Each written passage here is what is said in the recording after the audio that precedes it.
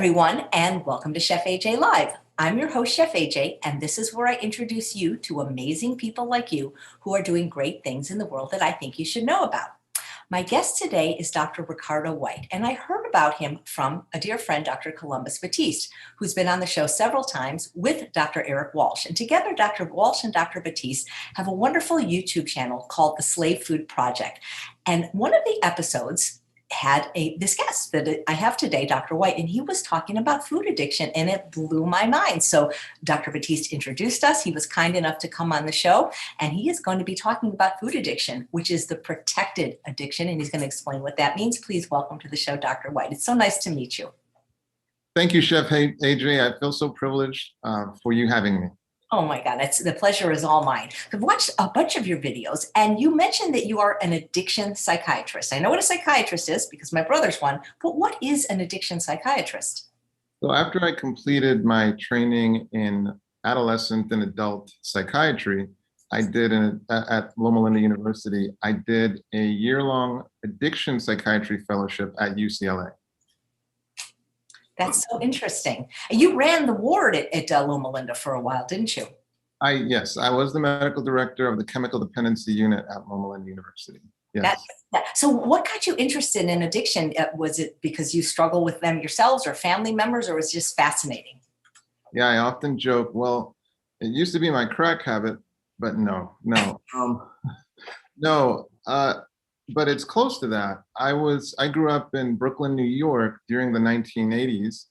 And during that decade, that was a period that those urban neighborhoods were flooded with the drug crack cocaine. And I would observe people who would go from being functional contributors to society to homeless or just, removed from their families. And that was something that was very dramatic to me. And so that experience very likely planted a seed that I would be very interested in seeing how I could help the addiction population. That is so no struggles yourself? Well, everyone struggles with addictions. So I don't have the traditional addictions. I don't even like drink coffee. For me, Tylenol, acetaminophen, that's like morphine for me. But if, as far as behavioral addictions, I probably watch a little too much television, or a little too distracted by visual stuff. So I would definitely own that. But no, none of the traditional addictions. Oh, that's great. Well, I mean, people that suffer from them, my heart goes out to them because it really is a struggle, and it's often a lifelong struggle, isn't it? It's a noble struggle.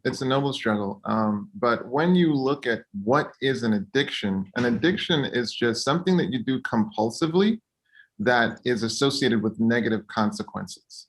And once you see that, there are so many things that we engage in that don't serve us, and yet we do it compulsively, and there are negative consequences. So it helps us to kind of see, okay, what could I be doing better? Not so much. The priority is not as much embracing labels as it is, how do I optimize and live my best life? Define compulsively. Does that mean like you can't not do it? Pretty close to that. If you believe that the brain has some level of authority, but the reality is it's pretty compulsive. It's pretty hard for you not to do it, even though you're trying not to. Right. So if you did something compulsively, but there weren't negative consequences, how do you define that? That could be physiologic. So for example, if you eat carrots compulsively, and you're just getting great eyesight, it's sharpening your mind and your skin is looking fantastic, wonderful. But if you're eating it to the point where you're starting to look orange and your spouse is talking about leaving you and your community is telling you there's something wrong, that would be negative consequences. So that's worth taking a look at. Yeah, that's so interesting. Because a lot of times things start out not as an addiction, right? I mean, and then an addiction develops over time. Yeah, at the end, we're going to talk about, hey, what can you do about all these issues we're going to talk about? But that's the importance of life balance. That's why that is just so critical, because it allows you to always check in and say, hey, am I overdoing it? This is, we talked briefly before the show, and I understand the pandemic. I don't wish it on anyone, and it's been horrible. But for me and my nervous system, it's allowed me to have a more balanced life because I was always going, always, every week a different city. And after 10 years, it gets pretty exhausting. And for the first time, I've, got to be at home and be productive and really like have a balanced life. We've been forced to slow down. We've been forced to slow down and think and kind of get centered as to, hey, what really is important? Right. Mandy, who's watching live, says, "Do you believe that some of us become more easily addicted than others? Is it genetic by any chance?" And we might be more easily addicted to a given thing. So there's absolutely data documenting that as humans, we will have predispositions to specific things. Some people have a predisposition to alcoholism. Some people have a predisposition to cocaine addiction. Some people have a predisposition to gambling. So we will, as people, have a predisposition. On a lighter note, I'll have the occasional patient who, they are end stage. They're going to lose their life as a result of the addiction. And, you'll say, hey, do you do cocaine? And they're like, oh, no, I'm strictly alcohol. It's still taking your life, so that's a big deal. I mean, that's why it's so important to dedicate ourselves to getting addiction out of our lives and focusing in on meaning and purpose. But to answer, I believe it was Mandy, you said Mandy? Yeah, to answer Mandy's question, we do have individual predispositions to various addictions. Do you think it's become more prevalent with more, like, for example, I'm sure alcohol's been around a really long time, but there's so many new things that we have now that we could become addicted to, like technology and social media and vaping, things that didn't exist even when I was younger. Because I think about my grandparents and I don't remember them struggling with addiction. Well, there was a Canadian researcher by the name of Dr. Bruce Alexander, and he wrote the book, The Globalization of Addictions. And he discussed and he predicted in that book, and we're going to talk about him in the program and the experiment that he is famous for. But what he talked about is that the traditional addictions would be eclipsed massively by non-traditional addictions, because the reality is, as we become more and more isolated, as we distance ourselves from the extended family and we become more nuclear, and even that becomes more and more fragmented, it creates a pain, a dislocation pain, an isolation that can increase the risk for behaviors that we engage in compulsively that have negative consequences. That makes sense. Mary, who's watching live, says, "Is there such a thing as an addictive personality?" Um, yeah, you could say that loosely. I mean, in scientific terms, though, we like to talk about predispositions to a given addiction. I think, for example, I would describe myself as having an addictive personality. When I go to a given restaurant, they know me by name, and I don't usually have to, they don't even give me a menu because they know what I'm going to get. It's just, you're back. It's like, welcome home. Because I love routine and I tend to get the same thing. And it goes for about a month, 3 months, and then it's on to the next thing. But so I would say I'm definitely a person with an addictive personality. Right. What I really appreciate about your work, Dr. Whyte, is that you believe in food addiction, because I've had many people that I've had this discussion with, medical doctors, PhDs, even some on the show, that really don't think it's a thing. And I especially appreciate what you said about how it's the only addiction that is so socially acceptable. You can be engaging in it on a daily basis in front of other people and nobody would even say anything. Like if I started, shooting up cocaine at the DMV, somebody would probably tell me not to do that, but I could be stuffing my face with, Cheetos and Red Bull and it's fine. Everybody else is doing it. Yeah. I used to participate in a relapse prevention recovery group that was associated with my church, Seventh-day Adventist. And so part of like the conclusion of the program, we would have a 12-step meeting. and people would share about their addictions. The most gut-wrenching, testimony that I've ever heard came from someone with a food addiction. So it has profound implications, and and you can very easily see that it meets that criteria of being something people engage in compulsively, and yet it has very negative consequences. So yeah. And what's interesting is many of the other addictions, like nobody has to smoke cigarettes, drink alcohol, snort cocaine. You don't have to do that, but you can't just stop eating entirely. Absolutely, which of course makes it difficult.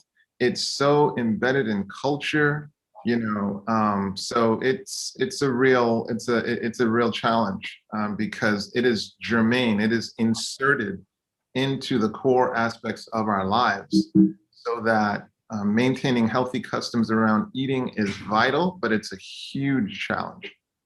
Do you think that maybe people don't like the word addiction? If we called food addiction or something else, like some kind of, like somebody suggested, dopamine deficiency disorder, they'd be more likely to accept it, because people don't like the word addict. They don't want to see themselves as an addict, I think. People hate labels. People hate labels. People hate being pushed into boxes, and thinking that you understand them, based on that, box. And in society, for some reason, we really gravitate to seeing communities with a monolithic lens, and just thinking that that's going to describe the person. And to get to know a person, you have to get to know them. And to understand what a person is struggling, it's really important to understand how they specifically are struggling with that issue. And then you can get a custom tailored, strategy, a strategic plan to help them, beat that issue that's challenging them. Joan is asking if you can develop a food addiction later in your senior life. I never had it before, but now, wow. Does age matter? Like, is it more dangerous when we develop addictions at a younger age, or is it difficult no matter when we get them? The reason it becomes more challenging, the reason it's more challenging when we are younger is because it has so much time to impact so many things. So if you start younger and you think about what's happening when a person is younger, you're making some important steps that will set up the course of your life.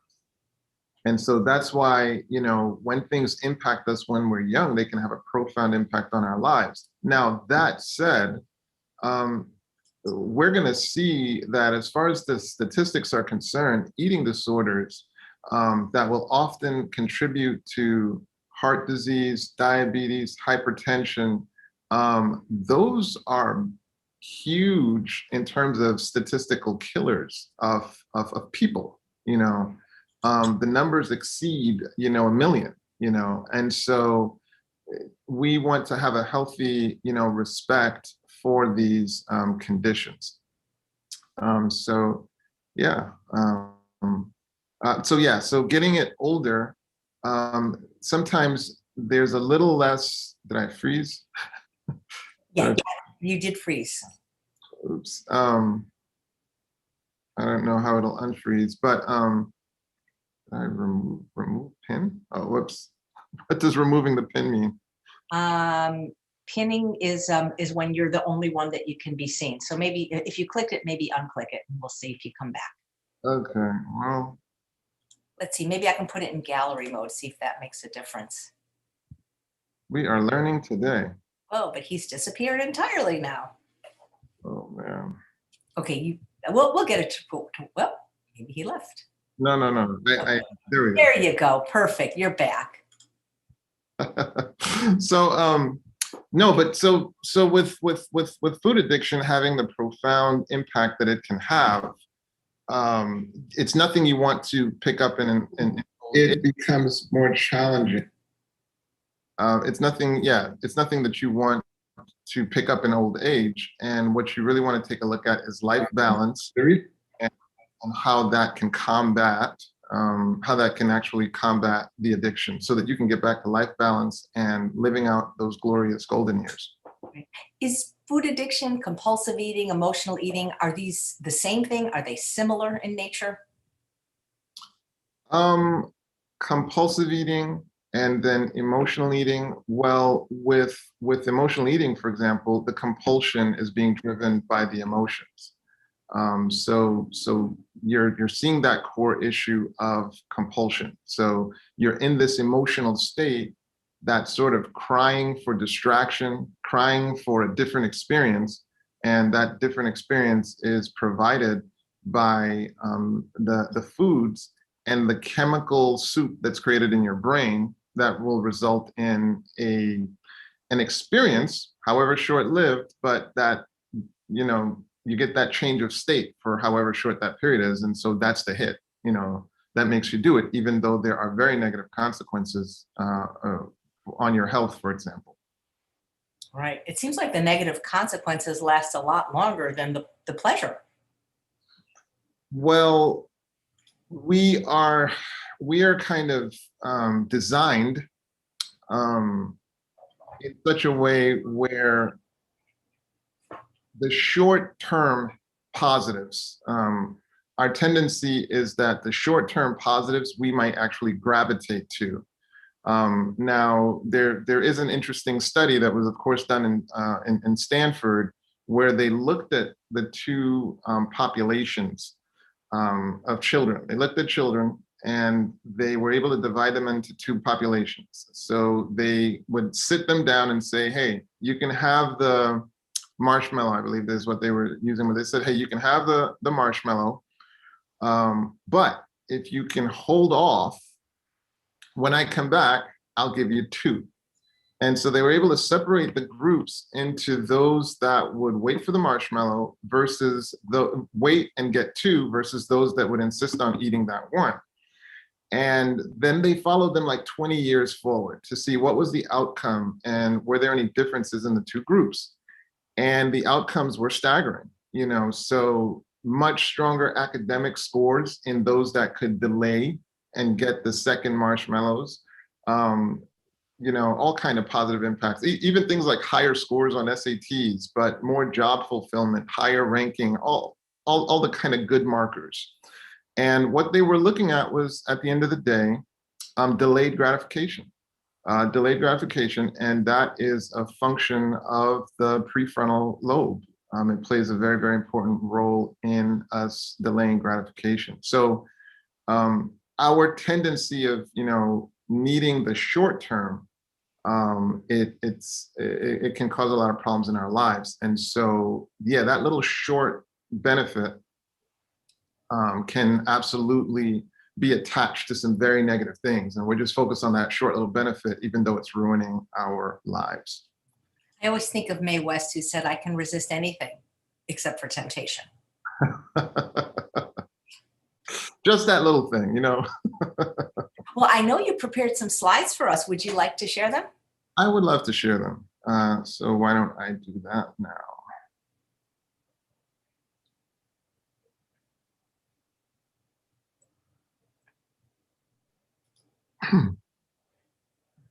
Okay, so as I mentioned, with addictions, we are talking about, with food addiction, we're talking about something that is protected, where someone can get loaded right in front of you and you really can't say anything because, they would call it shaming or, so on and so forth. And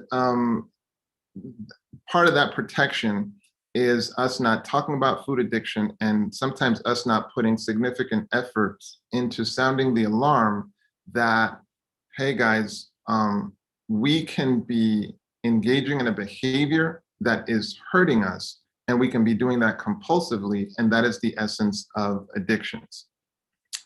Well, let's see. Dr. David Kessler, in his book, The End of Overeating, introduced us to a woman by the name of Dr. Catherine Flegel, and she was at the CDC. She was a senior investigator, and she noticed something interesting.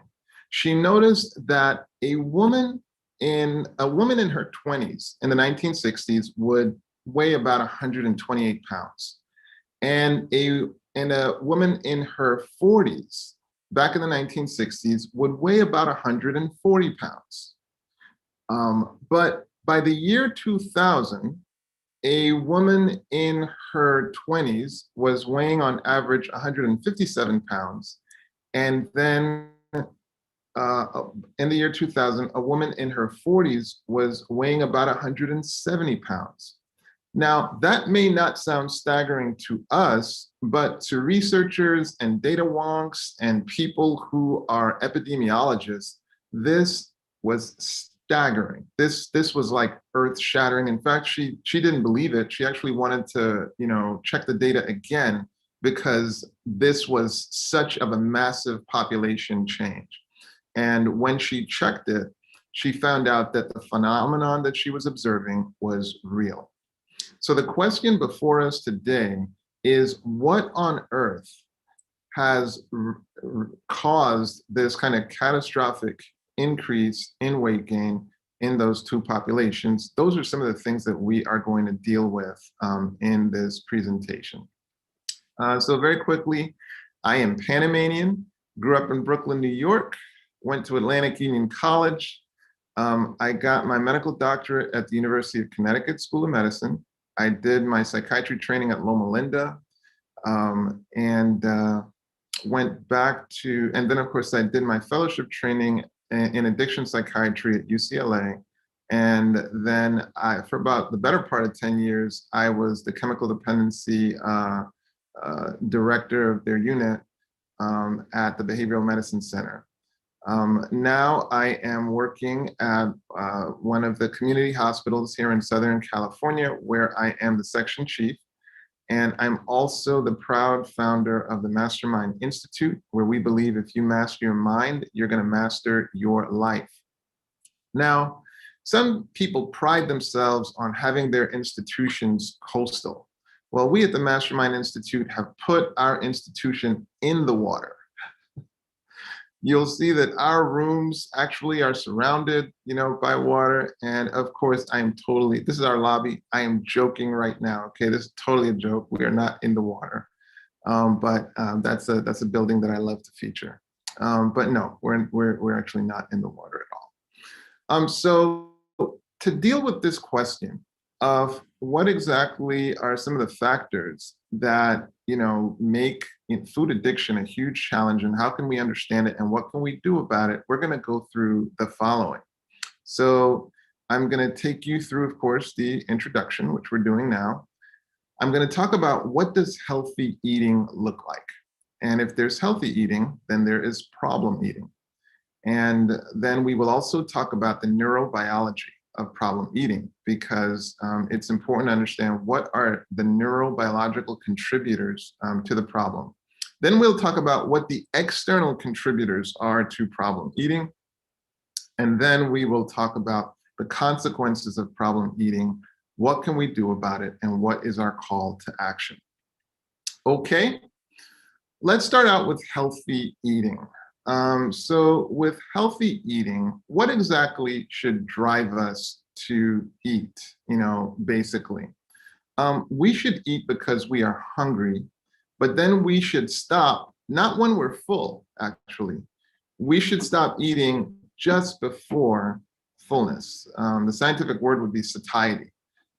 Satiety and, getting full is when you start getting like uncomfortable, And so babies really drive this concept home, where they cry, and there's one reason why they are wanting that bottle, and that is they're hungry. Of course, the purist is going to say they want the comfort and all this kind of stuff, but typically speaking, if we simplify it, when a baby's hungry, it will cry.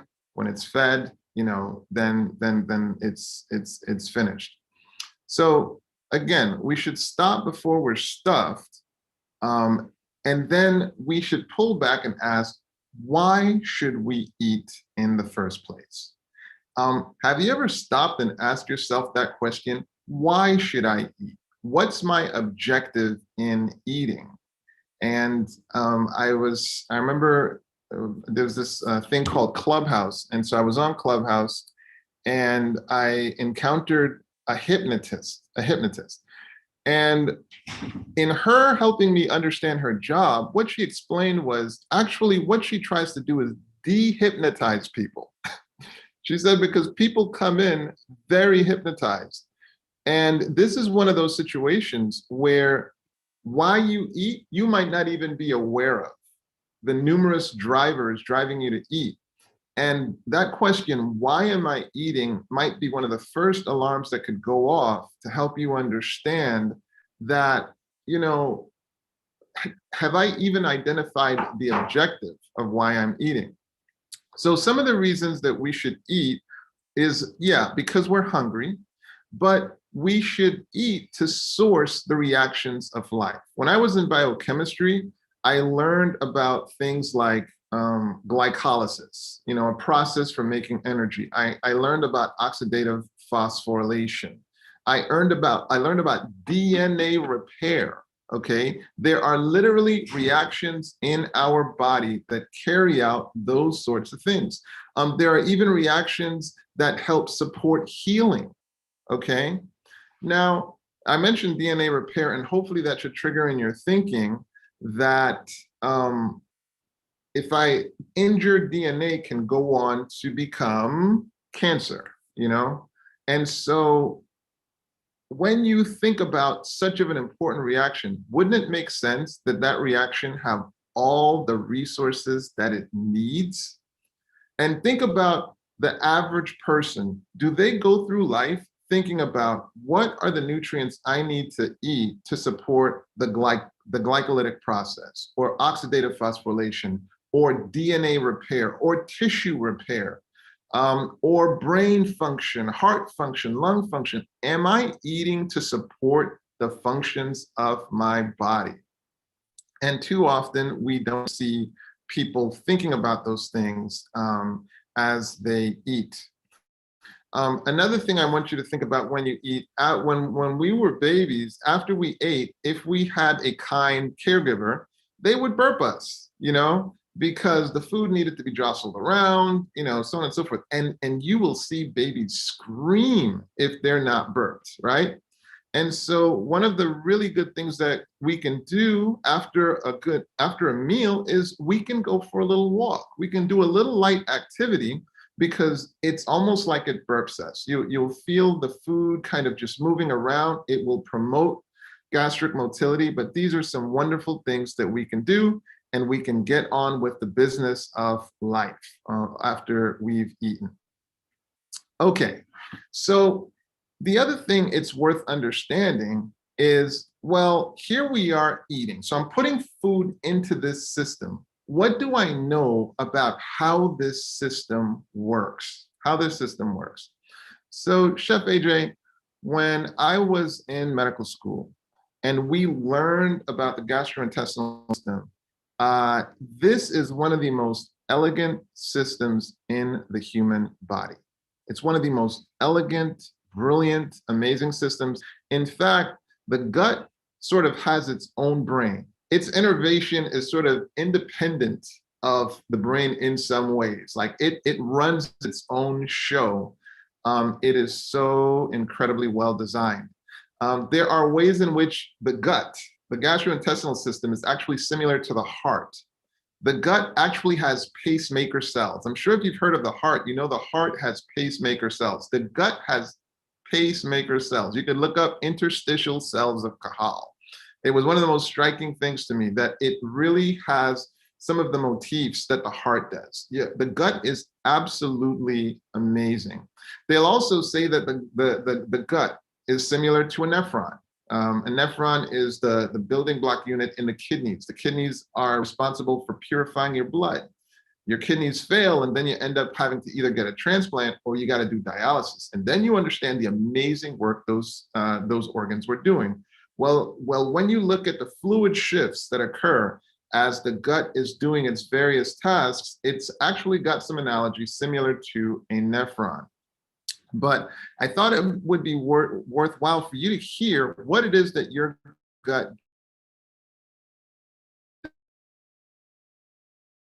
does in the process of So some of the additional organs that are, they kind of call them accessory organs, would be, obviously the brain has some role with your eatings, but the organ that we'll talk about is obviously the stomach. But you can see the liver, you can see the gallbladder, which dumps bile into the gastrointestinal system. You will see the pancreas. The pancreas is very, very important in digesting proteins. The pancreas, it's almost like it's a riddle all its own, because not only will the pancreas, digest proteins, it also avoids digesting itself. So that's a tricky one. I have frozen. Can you let me know if you can still hear me? Can you hear me? I can hear you perfectly, Dr. Whyte. No, then I'll just keep going. They'll just have to get used to that dizzy appearance that I have on my face. But you have the pancreas is absolutely amazing and plays a really important role in digestion. And of course, you have the intestines. So let's go into the intestines and talk a bit more about that, because that's really at the heart of the matter. So you have right above where I've labeled the transverse colon, you see a little bulb-like thing, a pretty big bulb-like thing, and that's going to be the stomach. And so then you have the stomach connected to the small intestine. The small intestine is divided into three structures. One is, the first part is called the duodenum, the next part is the jejunum, and the third part is the ileum. Now, what's interesting about the small intestine is it's sterile. It's sterile. It's a non-bacterial environment. So that's very significant, because that part, the ileum, is connected to the colon. Now, in the colon, you have quite a bit of bacteria. In fact, they say that the 50% of the dry weight of feces is actually bacteria. So another amazing thing about this organ is the massive bacterial load that it protects you from. So it's got that massive load of bacteria, and yet it protects you. It protects your body from encountering that. This is an amazing organ that really is deserving of quite a bit of respect. So you have the ileum connected to the ascending colon, then you have the transverse colon, it comes down to the descending colon, then you have the sigmoid colon, sigmoid suggesting that S shape, then you have the rectum, and then ultimately the anus. And these structures work together to help us process our food. But let me share with you something that you may or may not know. There is just an encyclopedic number of chemicals that work together.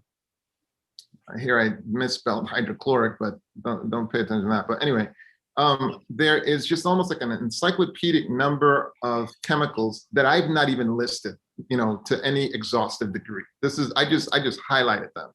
But they're working together to digest your food. Hydrochloric acid, gastrin, cholecystokinin, insulin, glucagon, secretin, trypsin, chymotrypsin, bile. I mean, just a host of chemicals just so many more than this.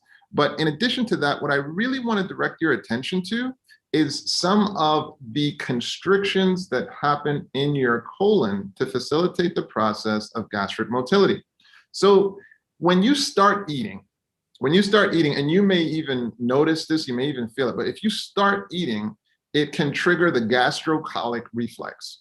And so what the gastrocolic reflex will do is you start eating and it triggers peristaltic movement in the colon, and it moves it further down. It's like saying, hey, we got to make some space because food is coming.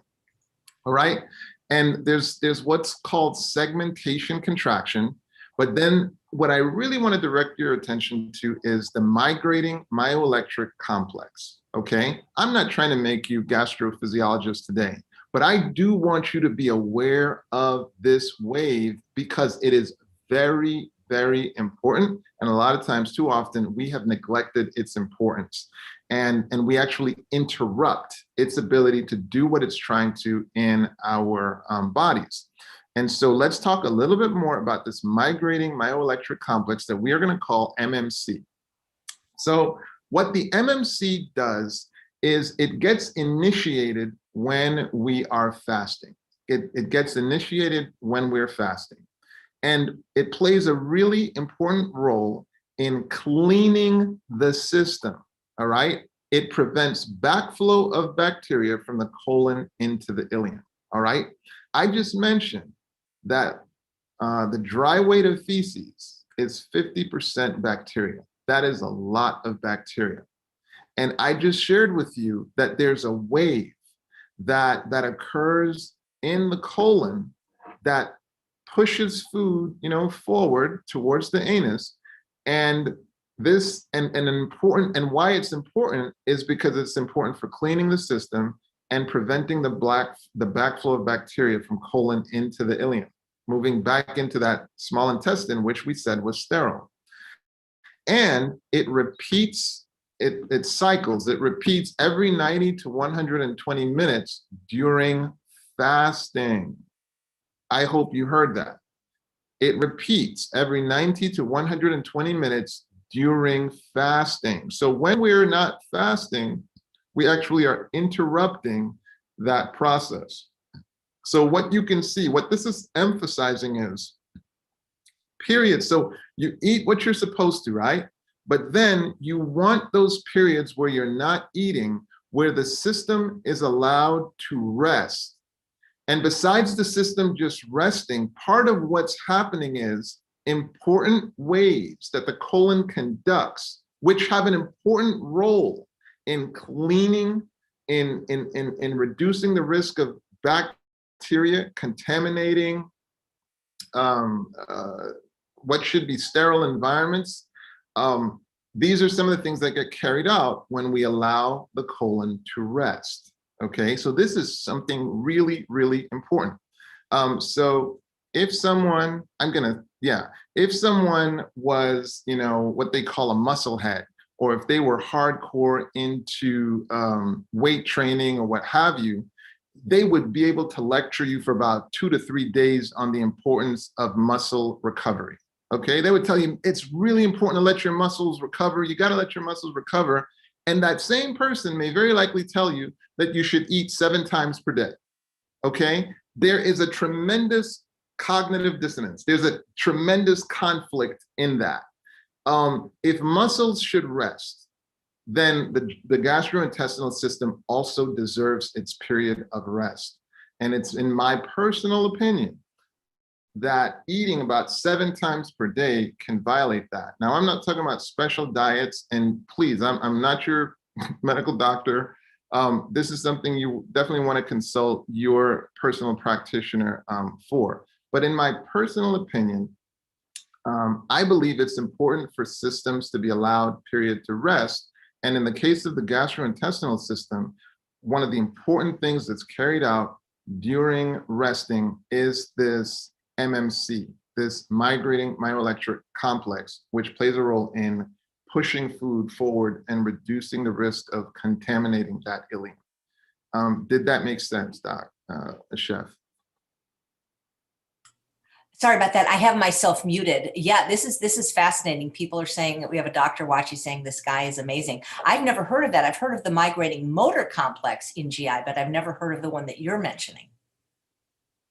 They might be the same thing, because there are times when things are used interchangeably. I'm not a GI specialist, but I do remember this being that there are important waves that are carried out during gastric motility that play a very important role, but that fasting is important. And if you're not fasting, it interrupts that. Right, and that's why, we're not meant to be putting food in our mouth all day, every day. It just makes sense. It just makes sense. Do you like periods where you get the rest? Do you like the rest? I love to rest. It's a hobby, actually. I know I like to rest. I love to work hard, but I also like to rest. Shouldn't we let our system rest from time to time? I think that's really important. So what are some of the issues with problem eating? Well, first of all, the first problem is eating past satiety. We shouldn't even be eating at being full. We're supposed to stop before we get full, Like we all do it. We say, hey man, should I take another go at it? Or no, I'm good. No, just push it back. I'm good. That's a good feeling. And we all, I'm sorry, you went muted. You're mute. Oh yeah, you know, I hear about the concept in Japanese, hari hachi bu, eating till 80% full. I think they're onto something. I think they're onto something. And let me deal with that. How many of us grew up in homes where they said, clean your plate, clean your plate. And it's in direct, contradiction to this idea of, hey, let me not stuff myself. Now, why would we tell our kids this? Why would we tell them this? One of the big reasons is we didn't want that they got up from the table and 15 minutes later, they're saying, I'm hungry again. Okay. Or you're traveling and it's like, look, you got to eat now because we can't stop and eat every 3 seconds. Okay. I get all of that. But there is that notion of, hey, there are children starving in pick the third world country of your choosing, and so my stomach should suffer for that, no. And I should harbor these bad habits of eating past being stuffed. So I think the better counsel is, what you're gonna put in your plate, think in terms of what you're gonna, actually finish. Don't let your eyes get too big. Try to take a good guess at how much you need. But let's try not to stuff ourselves. And then second, no, it's okay for us to save some for later. But I think it's really important that we give priority to conditioning ourselves, not to stuff ourselves. So I do believe that's something important. The other times that we can run into problem eating is when we eat when stressed. So there's eating. I'm going to stop sharing for just 1 minute, and then hopefully that'll unfreeze me. I hope you come back, and you can always, I mean, if we can't see you, sometimes you can just join Zoom again, because I'll be here. Okay, I wonder. Yeah, saying your eyes are bigger than your stomach. My dad used to say, take what you want, but eat what you take. And if we didn't finish, you got big eyes.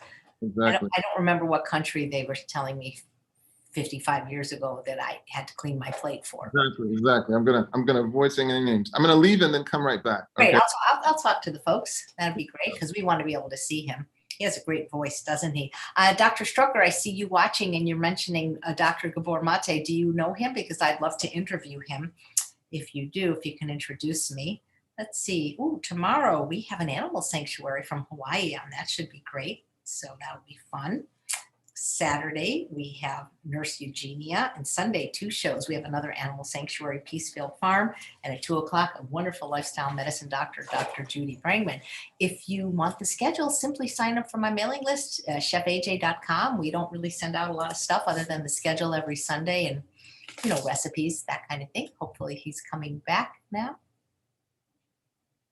Oh, And Susan, I saw your question. I will ask the doctor as soon as I have an opportunity. All right. Okay, so camera's on and we are good, and I'll share the screen, but yeah. So we don't want to condition unhealthy practices, just because we don't want the kids to be calling us every 3 seconds to eat, or we want to be aware that this can set us up for other problems, including not learning that we should condition ourselves not to be stuffed. And we've all done it, and isn't it just super uncomfortable? So I'm gonna, okay, now was there a question you wanted to ask me before I share the screen again? There was a question from Susan, and she's saying, is there a difference between processed food addiction and binge eating disorder? So there is, and I'm actually going to talk about some of the physiology of, what we're dealing with as far as processed addictions, and we're going to get there very shortly. So there are some differences. So I'll share, let's see. I'll share my screen, but yeah, we're going to get right there. Okay, so we talked about eating when emotionally hurt. So what you want to be aware of is if I eat when I'm hungry and that's the primary thing driving me, okay, maybe I just need this much. So I can open up my hand and that much is what's going to satisfy me.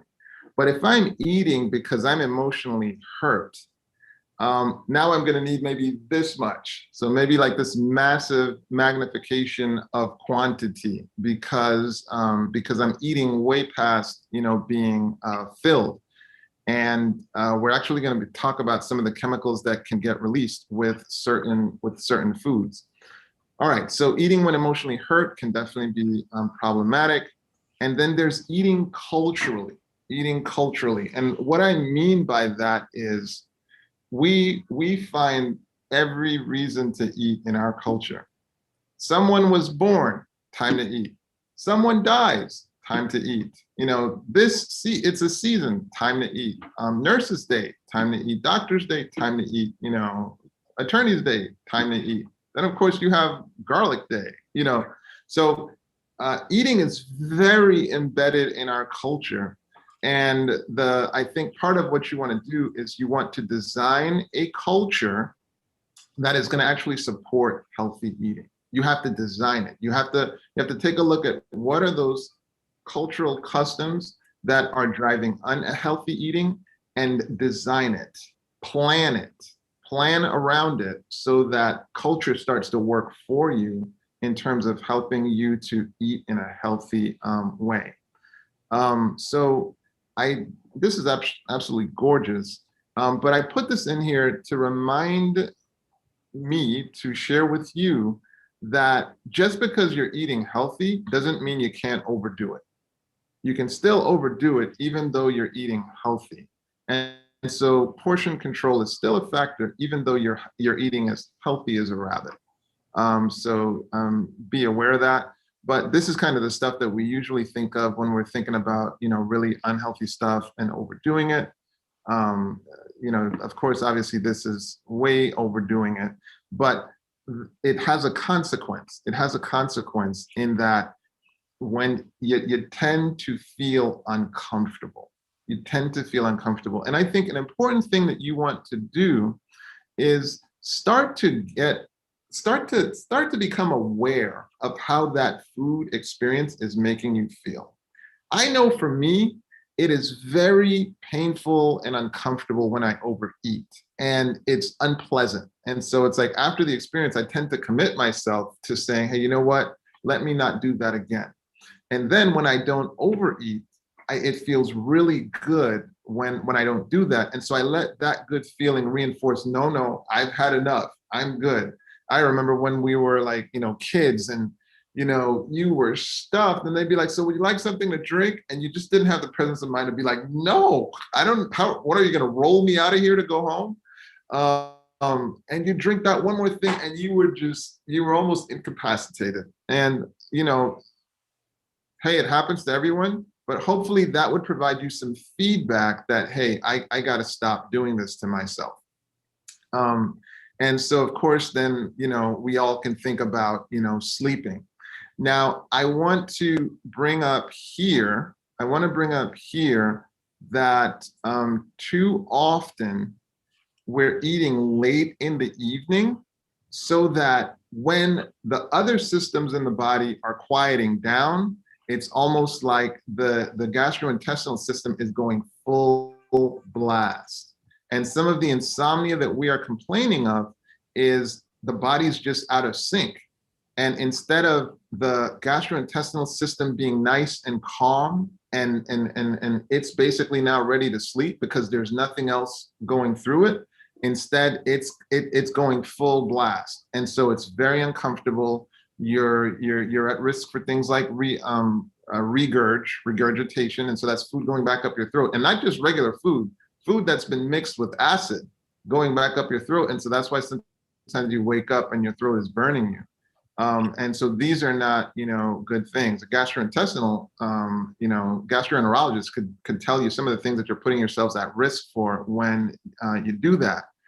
And a lot of people do this evening after evening after evening after evening. And I talked about how culture will support these unhealthy practices. If you pick your favorite restaurant, 9 out of 10 times, the best menu is in the evening. It's in the evening. And so now, you're talking about 5, 6 o'clock. Man, you're barely getting seated at 5, 6 o'clock. So you're definitely getting your meal closer to 7, 8 o'clock. And so you got this full meal. It's all delicious stuff. And now the rest of the evening, you got to deal with, with digesting that. It's uncomfortable. It can be very, very uncomfortable. And so the idea being, really, for me, I like my last meal consumed before about 2, 3 o'clock. That's me personally. That gives my stomach a lot of time to get all of that stuff out of the way, so that by 7, 8, 9 o'clock, when I'm actually ready to go to sleep, everybody's going to sleep at that moment. All of my systems are ready to shut down, and I don't have the factory going full blast when I'm trying to go to bed. And the few times when that happens, I don't sleep as well. And when I wake up in the morning, my body's giving me feedback. Okay. So a lot of times, come bedtime, this is what it feels like in our gut. This lady is hilarious. This is one of the commercials for Potpourri, and the commercials are just so funny. But one of the things our body does is it gives us feedback. It's like it gives us a report card on how our practices are impacting it. One of the feedback systems is the discomfort. So that's information. It's telling you, man, I'm really uncomfortable. And so I would encourage you that, especially if you're in a safe neighborhood, of course you want to do safety, but see if you can't take a nice little walk to help the gastric process. Remember, it connects back to almost like getting burped when you were a baby. A nice little walk helps to, support the gastric process. Now, notice I didn't say a full sprint for the 100-meter dash. Notice I didn't say that. That would actually be disruptive, to the gastric, system. But a nice little relaxing walk. Sometimes you're walking with your significant other, or it's a time to bond with your kids. And again, you're building a culture around this. So if the whole family does it, it can be exceptional. But the other thing that can give you feedback is the bathroom experience itself. When it's just like completely nuts, that's feedback. The body is giving you feedback, because you'll notice that with healthier practices, you don't get quite, you don't get quite the stench, and so sometimes that can be feedback, how it's coming out, how difficult it is, or what have you. So that can be feedback, and it can be a great discussion, with your gastroenterologist or your physician. And so, of course, we talked about don't eat to stuff. Don't eat to the point of stuffed. Okay, so we mentioned why we eat. We mentioned the fact that, culture can absolutely impact our eating. We find tons of reasons to eat. And we also discussed some of the harmful patterns of eating. Okay, now I want to talk to you about what are some of the triggers. What are some of the triggers that you need to be aware of? Because you'll want to know that one of the things that supports habits are triggers. So first, I'm going to introduce you to your brain. I'm going to then explain the neurobiology driving your behavior. And then I'll talk to you about how that plays together to respond to triggers. And we're going to do all of that right now. Okay, so here's the neurobiology supporting addiction. So you'll want to know that your brain has these various regions, okay? And one of the helpful ways that the brain is divided is sort of left brain versus right brain. Left brain kind of sees the leaves, right brain pays attention to the forest. Left brain more engineer, right brain more artist. Okay, so that's a good way to think of left brain versus right brain. But the other way the brain is organized is sort of like with this top-down organization. So you have the cerebrum, you have the frontal lobes that take care of your high-order thinking. That language is problematic, and I'll explain at the end. So you got this high-ordered thinking. You got your morals. You got, how you experience the divine. All that's in your frontal lobes. Then you have the limbic system and the limbic structures. And so that, of course, deals with some of your more passionate, rage and I've got to have it, so some of the more limbic, emotions are housed in those kind of mid-brain structures. And then you have the autonomic brain. You know, it's interesting because they like to call this like the reptilian brain, you know, like it's primitive.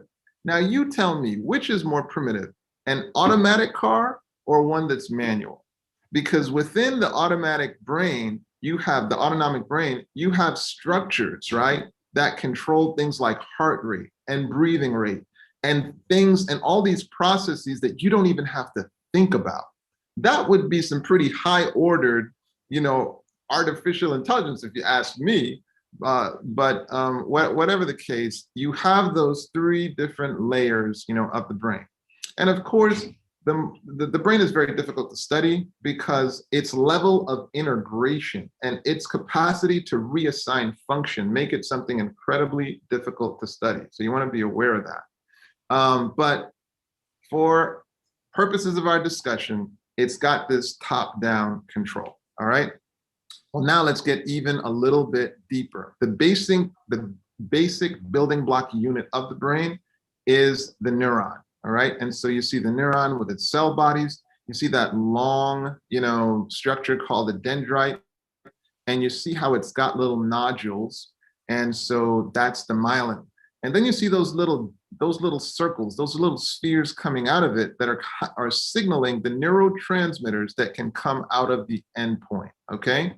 Well, neurons, they of course don't occur by themselves, they occur in connections. And so this slide is highlighting the numerous connections that can occur with a neuron, all right? And so one neuron can have between 10,000 and 250,000 connections. This is how well networked the brain is. One neuron can have up to between 10 to 250,000 neuronal synapses, all right? And so these lights are just kind of signaling its connection, a neuron connecting with another neuron. So it's absolutely amazing. Now, when I talk to you about recovery, the reason I can speak to you with confidence about recovery is because of what we understand about the brain. So your brain can generate new neurons. We call that neurogenesis. Your brain doesn't just, you know, synapse and connect with other neurons in a static sort of permanent fashion. It will change. And the thing that can guide the change is the behaviors that we engage in. But besides that, even the thought patterns that we have can affect the neuronal synapsing that can occur, all right?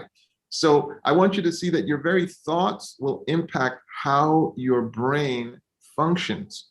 This is the secret. This is the secret. The secret is your body is designed to morph and to change itself to support the activity of your choosing. I'll say that again.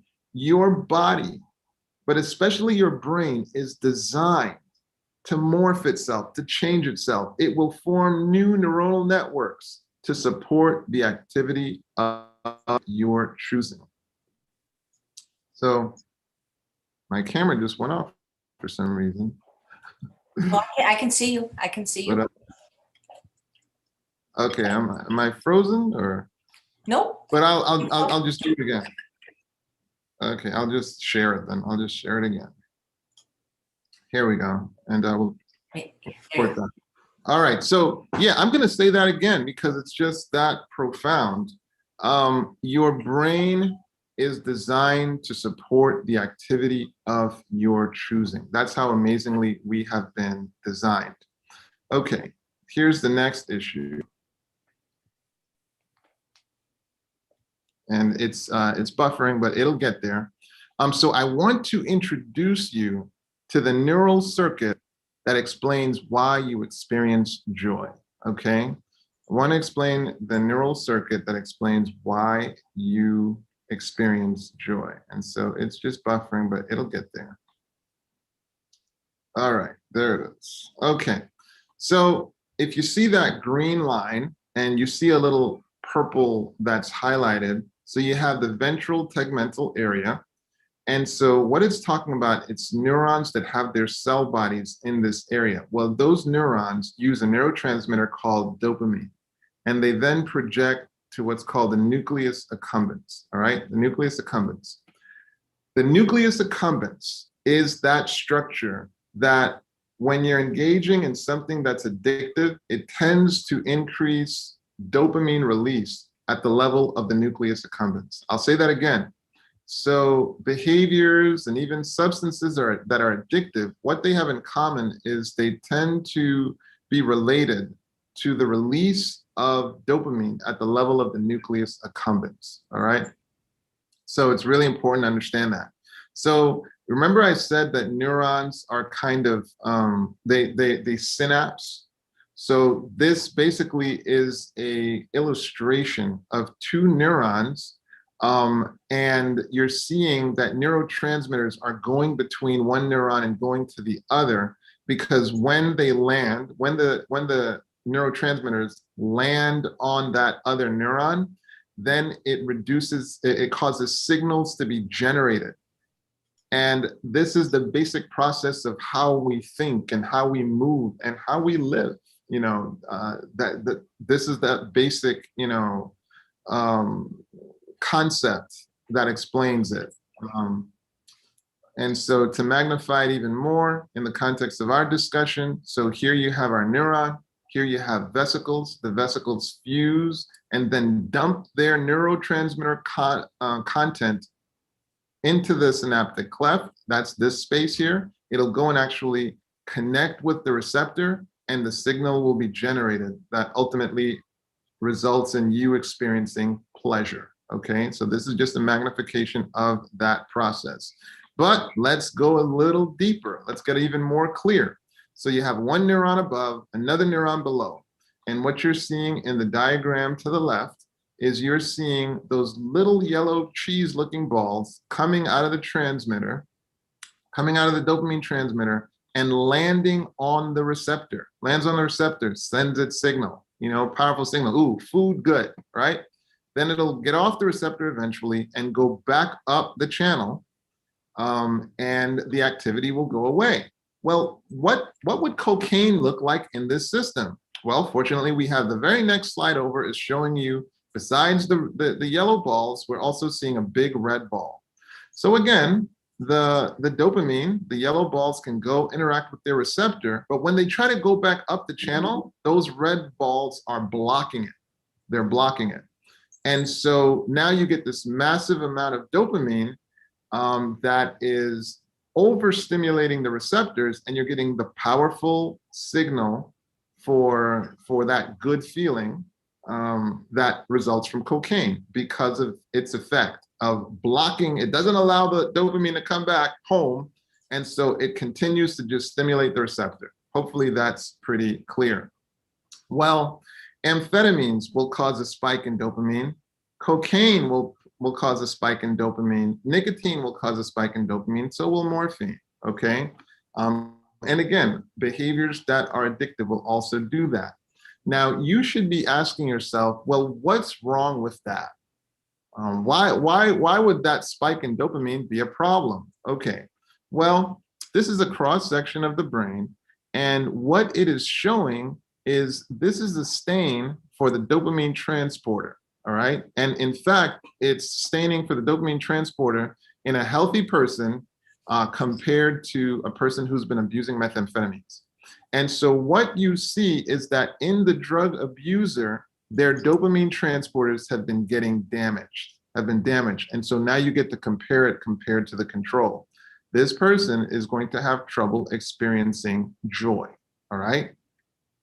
And much the way like it is in drugs, what they find with people who hyper eat is what they call it, is they'll notice that they have less dopamine receptors. They have less dopamine receptors. So it's almost like they have to do more to get the same stimulus or to get a similar stimulus. And so so the body starts getting wired for you to overeat. Now I'm going to illustrate it yet again a little further. So hopefully you are with me. So we're going to start with dopamine level over time. Okay, and this is drawn by me just so you can get the idea, but there's very little, scientific rigor. Just grab the concept. So we're talking about dopamine level in the nucleus accumbens. Remember, the nucleus accumbens is that structure that we said things that are addictive tend to increase the dopamine level at the level of the nucleus accumbens. So dopamine level over time, okay?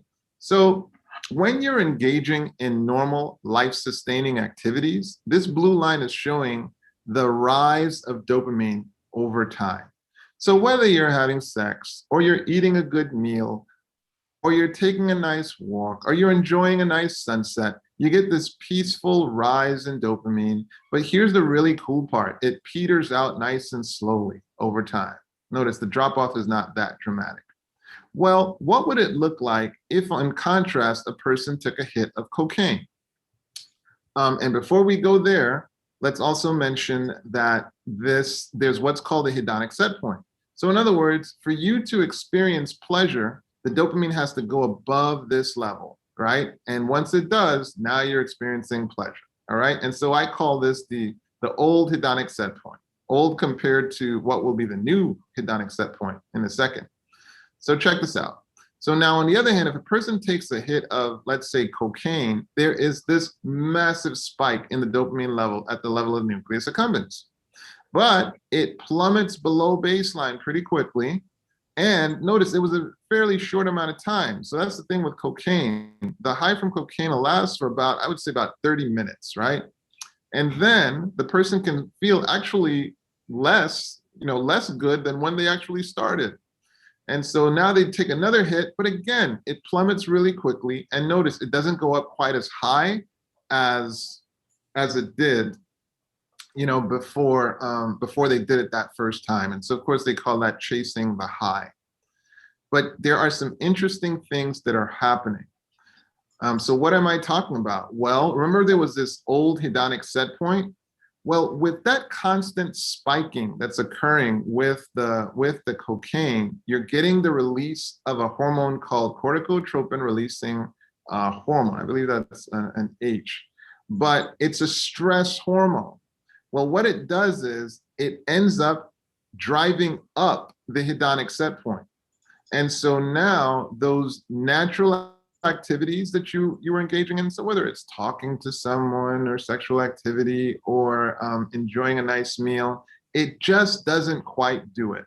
And it kind of forces you to focus on that drug because it, of course, is now able to breach that new hedonic, set point.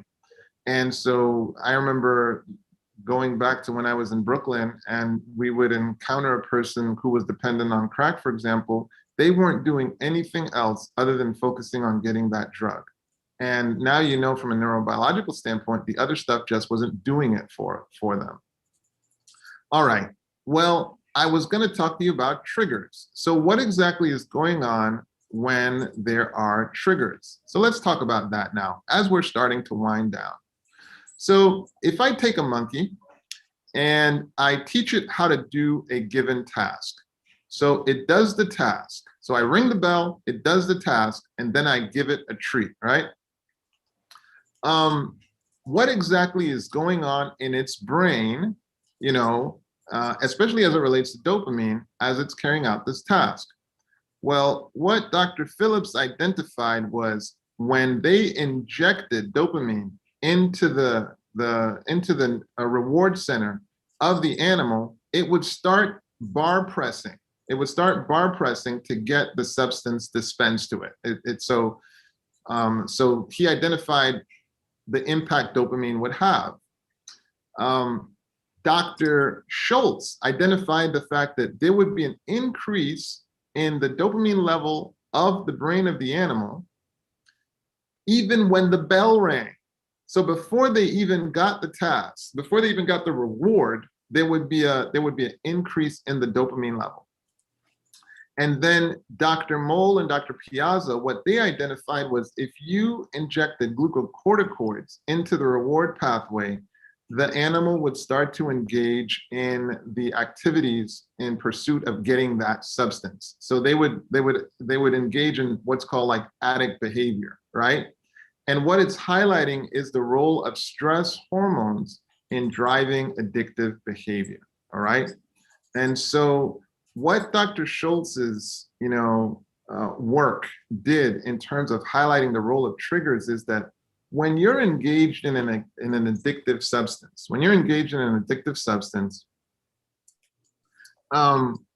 there are things around that activity that will become triggering.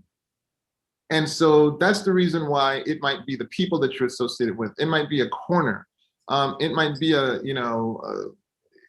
if it's sex addiction, it could be the sound of a keyboard, but there are activities that initially they were neutral, but then they become salient. Salient meaning they become connected to the addictive process, all right? And so because there will be an increase in the dopamine, even in the anticipation of ultimately getting the reward. And that early release of dopamine, what it does is it really focuses you so that you're not hearing anything else. You're just focusing on getting the ultimate gush of dopamine that results when you actually get the reward. So I want you to be aware of that. But the result is rather than top-down control, which is optimal, you start getting bottom-up control. So you get the glutamate that says, hey, I'll remember that when I engage in that activity, I got this hit from it. And then you'll get the dopamine that's saying, hey, that thing is important. Let me focus on that thing. And that's why when I was, working with addicts, I would make it a point to make sure that they were the ones talking and not me, because I know if I'm talking, they're not hearing what I'm saying per se. So let's go back to where we began. We started by saying Dr. Kessler had identified this CDC investigator that identified a significant increase in the weight of women in their 20s and in their 40s compared to in the 1960s versus the year 2000.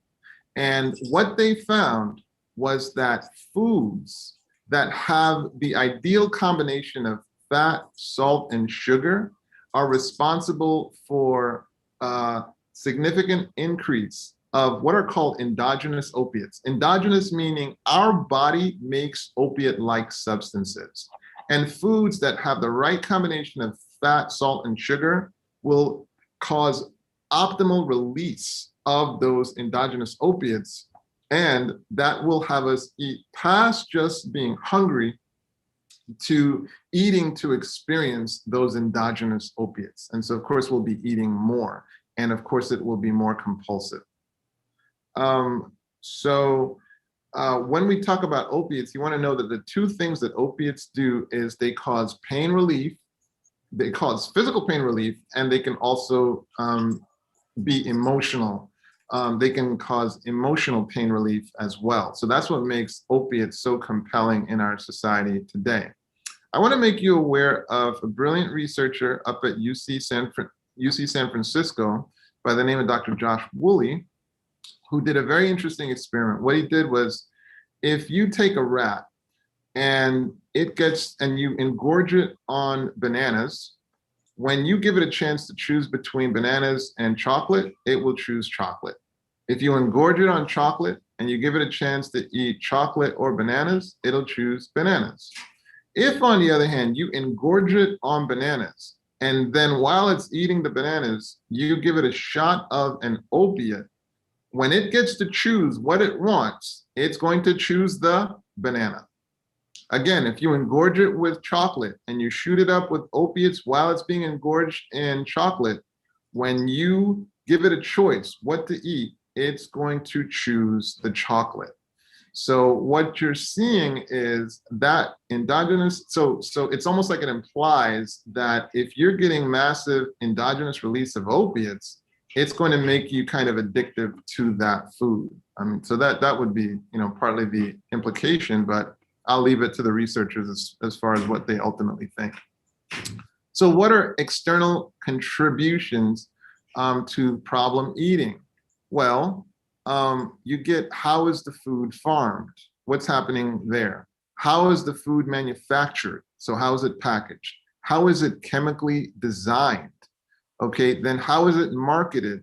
Then how is it prepared and served? So these are all contributors to the food situation. So there's so many opportunities for things to head south. Then, of course, there's the cultural demand. Okay, so there's the big game, there's the festivities, the weddings, the funerals, the birthdays, the holidays, everything happening, whether retirement or new hire, there's going to be food, and so is it healthy food? And what is the consequence of this problem eating? Because it's like, hey, what are we talking about? What's the big deal? Well, as far as dollars, so it can, poor eating can definitely cost us quite a bit in the long run, but really it comes down to mortality. So the annual mortality from suicide, there are about 20,000 homicides annually. The number is approaching about 50,000 as far as suicides. So it's almost like we're more at risk for suicide than homicide. But here's what's really also very staggering. Opiates, maybe about 30 to 40,000 people dying from opiates, 80 to 100,000 people dying from alcohol annually, smoking, still claiming around 430,000 Americans annually. But look at food. Food, with its contribution to hypertension, diabetes, heart disease, roughly about 1.6 million lives claimed, okay? So food addiction is huge when you consider the underlying role that eating habits have with hypertension, diabetes, cardiovascular disease, and other diseases, okay? Now, the big question is, what can we do as we really do wind down? Give yourself time to change. Give yourself time to change. This is where I get really mad at these trainers, these gym trainers. I can't tell you how many times I've gone to a gym and a trainer, take it upon themselves to cause pain in muscle functions or body parts you didn't even know you had, right? And you leave there, you basically crawl back to your car, and whether conscious or subconscious, you're really thinking, never again, right? And here's the problem with that. Intensity at the beginning really doesn't matter. Intensity doesn't matter. That's not the real priority. The priority is that you don't stop doing it. So you want to make it as light as possible. You want to make it as fun as possible. You also want to protect yourself from injury, okay? What you're trying to do at the beginning is establish a routine, okay? The routine is going to get everything taken care of for you. With the routine, intensity will come naturally, okay? Intensity will come naturally. But for those of you in finance, you know the power of compounding. And so as long as you just keep at it, then you're going to get great results. You're going to get results. You certainly are going to get better results than if you quit. And a lot of times you'll quit because the first experience was just so awful. And I'm saying it doesn't need to be. The priority should be to have you keep coming back, okay? And to have you actually continue to work towards your goal. And so I'm saying, please be patient. Please give yourself time and focus more on routine than intensity. Intensity will come, but give priority to routine. Give yourself time to make the adjustments. Give yourself time to make it customary. Give yourself time for the family to adjust to your new serious commitment. Give yourself time to buy the various things that you need and actually make it pleasurable. And then you're going to see intensity will naturally build into the process and the marriage of intensity and routine, and you're going to get some amazing results. Recall that the brain and the body are designed to get you results. They're designed to make changes to support you in the activity of your choosing. But the thing is, you can't tell right off the bat. You can't tell that the brain is literally re-networking itself. You can't necessarily tell that the body is literally making changes. It has to be allowed time to make those changes. So it's going to do some neurogenesis. It's going to do some neuroplastic stuff. It's going to do some myelinating. These are all things that are going to support the behavior and help you to get better at it. But there's another structure that does something super, super interesting. There's what's called the basal ganglia. And you recall when you first started driving, you had to think about everything. You remember, you had to think about putting on your seatbelt, you had to think about checking this and checking that, and all this other kind of stuff, right? The basal ganglia plays a super important role in automating the process. And it literally, it will take over functions, and kind of inherit them from, let's say, the prefrontal cortex, where you were doing all that hardcore thinking.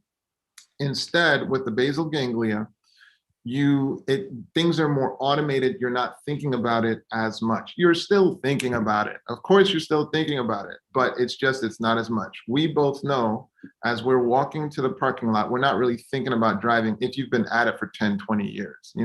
Things are just very automated. Like, how many of us were supposed to make a stop somewhere, but you're so accustomed to driving home, you just kept driving home because it's just so automated. All right. Well, your goal is to make your routine basal. Your goal is to make it just so automatic. Well, you got to give the brain time to do that, and then it will help you. So the advantage to building a culture around this new change, building a culture, surrounding yourself with people, surrounding yourself with the right activities, is that when you make things cultural, you're going to make things drip down to your subconscious. And when it drips down to your subconscious, you can't out hustle the subconscious. That's when things start working for you. So I hope that's helpful for you. All right, let's talk about fasting.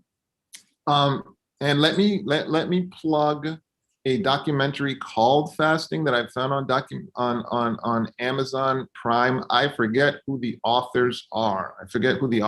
But it was just so comprehensive. It was very, very eye-opening, to me. But usually when you think about fasting, this is the image, okay? This is the image. And remember, this goes back to, it's important to give yourself some, give your gastrointestinal system some time for those MMCs, those waves that are cleansing and that are kind of protecting the ileum from having bacteria back up into it, from the colon. So fasting can play a role. So important qualifiers. Talk to your doctor before you talk about fasting. There are people who are, for example, on what are called hypoglycemic agents that you really should be talking to your doctor before you think about engaging in a fast, because it can be life-threatening. So it's really important to involve your healthcare worker in this process. So that said, as opposed to this being the image that you think of with fasting, think about this image instead. One in which you've associated, okay? So you've got friends that are partnering with you, or you've embedded yourself in a community of people who are also making changes. Okay, so you've got social relationships. The other big thing is water. Water is so important, okay? Of course, you can drink too much water. Water, of course, can be toxic. But again, if you have questions about this, talk to your healthcare worker. Hey, how much water should I drink? What's right for me and my medical conditions and the medications that I'm taking, So it's important for you to clarify that. But think about exercises. There are some people who talk about they think so much better with a lighter meal, and there are, of course, those who connect balance fasting with a spiritual experience. So I'm not giving any guidelines on fasting, because I don't want you to say I gave you guidelines. It's something you want to study, identify, define for yourself, and again, work in partnership with your particular healthcare provider. But I did want to remind you that there are important gastrointestinal functions that it's important that you're fasting in order to optimize from them. And of course, even when you're going to sleep at night, they call it break fast, when you wake up to eat. So periods where you're not eating, important things can happen in your body, but those are things that you should work out with your healthcare provider. Okay, so strategies to combat problem eating: plan your eating. Same way you should plan your trip, plan your vacation, plan your life, you should plan your eating. You should try to eliminate spontaneous eating. And your eating should align with your goals. You want to live till you're 100? Or however long you live, do you want it to be healthful living? The plan for your eating should align with that. Give your system time to rest, okay? Heavier meals early, lighter meals later, okay? It should be lighter meals. And you're really, and my encouragement is to stop eating earlier, to give your body time to rest so that the whole body is ready to go to sleep by the time you are. Work in concert with your healthcare provider, because there are specific things that apply to each one of you, depending on the medications you're on and the medical issues you're dealing with, okay? Walk or stair step after eating. Make it light enough that it doesn't disrupt the motility, okay? But it can be, substantial enough so that you actually benefit from it. And your real goal is to build a new culture that supports healthy eating. Build the culture. The culture will drip down to your subconscious, and your subconscious will do the work for you. It'll contribute significantly to helping you get that work done. How can I leverage feeling to eat right? This is the consequence of working at 4 o'clock this morning. Whatever the case, you can check me out at Dr. Ricardo Whyte, where I have a wonderful free thing for you. And that is, life is about strategizing. So I talk about the vitals to killing suicide. And when I'm talking about the vitals to killing suicide, I'm talking about living on purpose. So what you can download is my free ebook that highlights the 7 areas that you need to strategize in, 7 areas that you want to strategize in, that you can live life on purpose, that you can create intention. And then I also have a site called Black Therapy, where there I've also designed an ebook called The Vitals for Killing Suicide. And it also talks about these 7 areas of your life that you need to actively strategize in. So it makes sure that you don't, forget any areas. And so very, very easy websites to find, drricardowhite.com. It's the why that makes the difference. And then of course you have blacktherapy.com. So easy to find. Well, here is why I can speak with confidence about the importance of strategizing, because you'll recall that brain with the damaged dopamine transporters. After the person abstained, after 1 month, you see the transporters coming back online. After 14 months, you see a massive improvement in the dopamine transporters.